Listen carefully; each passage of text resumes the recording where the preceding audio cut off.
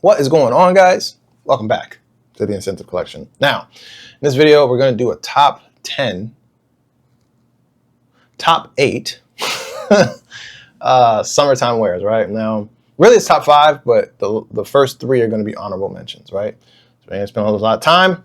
Let's get straight into it. So at the number 8 spot is going to be Tom Ford Oud Wood. Tom Ford Oud Wood. This is a classic gentlemanly scent. With all the Tom Ford pleasantries, right? Great atomizer.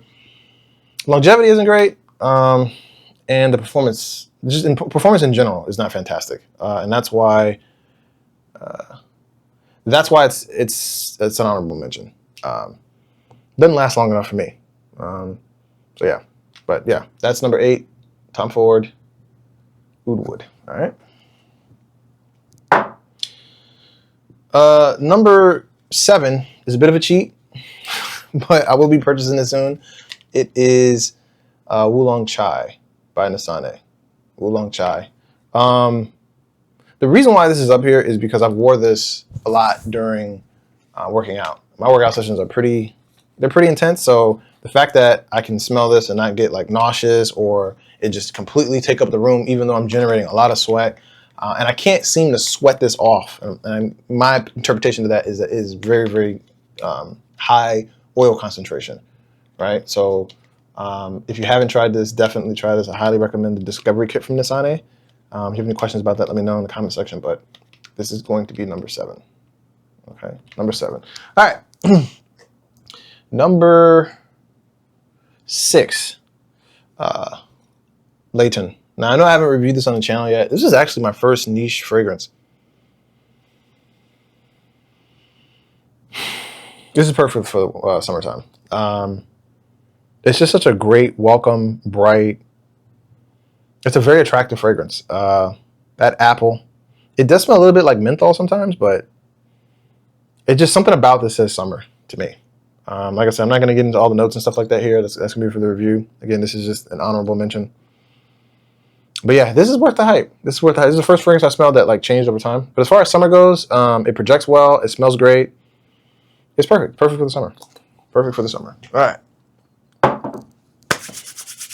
Here is the official top 5. All right. So coming in at number 5 is going to be Dolce & Gabbana Pour Homme. This is a fantastic fragrance. It's so retro, but just refined. It's such a beautiful fragrance. Part of the reason why, a big factor in my top 10 is like performance. And you don't need a whole lot of this. And you spray this on skin and it just puts in overtime hours later. But without really smoking out the room and just becoming like too powerful of a fragrance. It's interesting. Like it knows exactly how to be a great smelling, performing fragrance, but it only activates like when you demand it, right? When you start getting hot and start sweating and stuff like that, it just pushes so much stronger. So Dolce & Gabbana Pour Homme is going to be number 5. Running out of space here. Number 5. Okay. Number 4. Is going to be Terre Eau de Toilette. Let's just go ahead. This is an all-time legendary fragrance. Absolutely love this. One of my earlier fragrances. It punches so well above the weight class.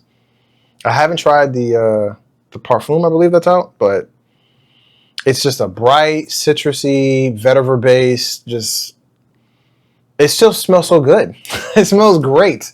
It's a fantastic fragrance. Again, it's toilette, so it won't really wear you, but it's also like very, very performant. As far as like duration, not super great, but I like to reapply this multiple times a day. In fact, out of all my fragrances, I've probably worn this. I've definitely worn this more than anything. Put a sizable dent in it a couple years in, about halfway through, and probably time to go ahead and pick up another one of these. So yeah, that's going to be number 4. Yeah, number 4. Terre. All right, entering the top 3. Now this next pick is going to be a little controversial. I know a lot of people don't like this fragrance. I don't have it with me currently it's at the office, but it's going to be Sauvage Eau Forte. Francis Kirkjohn did his thing on this fragrance. Again, I don't have the bottle. Please forgive me. But oh my goodness, man. This fragrance smells fantastic. The problem is it does not display well on skin or in the air. It really doesn't.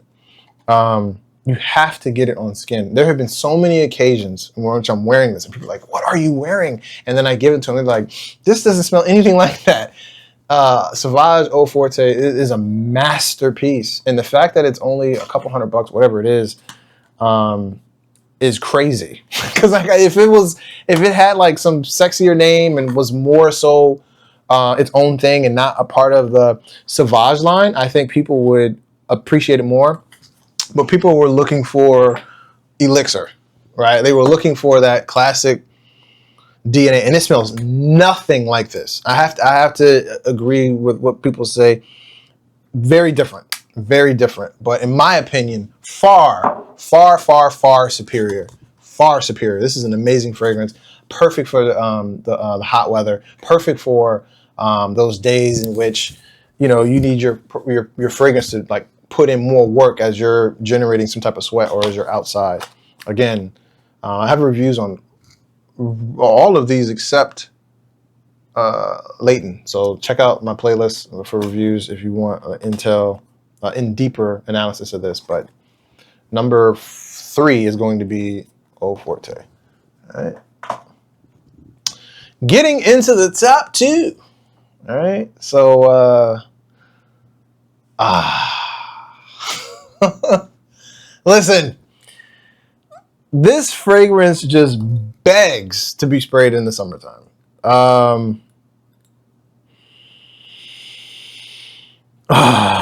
It is such a unique tobacco fragrance. Sweet but dry. Man, there's some type of metallic aspect to this. It's just a fragrance that just demands the winter or the summer, excuse me. And it projects so hard, and it's such a long-lasting fragrance, man.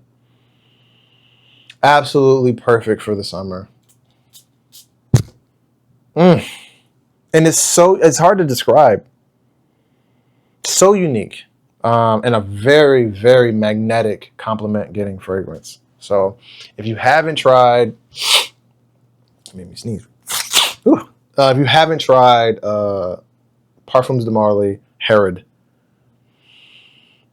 this is one of those all-time great fragrances, but it's absolutely perfect for the summertime. Absolutely perfect.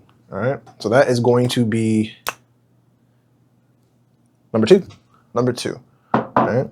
And before we get into the number 1, hit the like, hit the subscribe, comment. Let me know what you guys think of this format. Let me know what you guys think of the channel. Let me know some things that you guys would like to see. All right? I want to make sure that we have a close, tight-knit community that we can, stay connected. All right. So, number 1. Number 1, you should have seen it coming, is going to be Nishane's Eggy. I'm not going to go too deep into this. I have so much content on this fragrance as it is. But this just says, it's just a beautiful fragrance. It's beautiful. It's unique. It's summertime. It's beachy. It's unique. It's fresh. It's bold. It's long lasting. It's cost effective. And it is absolutely gorgeous. It is a beautiful fragrance.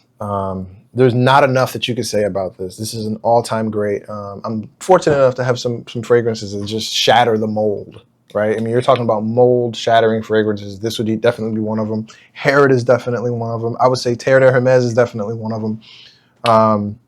These are, again, in my favorites, but Terre, Herod, I mean, they kind of just break the mold.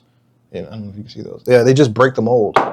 They're fragrances that just utterly shatter what status quo is. In a lot of ways, Sauvage does that too, but mostly just because it's not what people were expecting.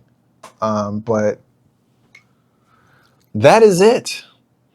We are 10 minutes in. Let me know what you guys think of this format. Let me know what you guys think of these fragrances. Are you pushed to try them? You know, what do you guys think? This is beautiful. I've used it. It was a pretty big dent in here, so I definitely got to add more. But yeah, that's the review. Thanks for watching. Please like, comment, subscribe. Let me know what's your top 10 list, right? What are some things that you think I should try?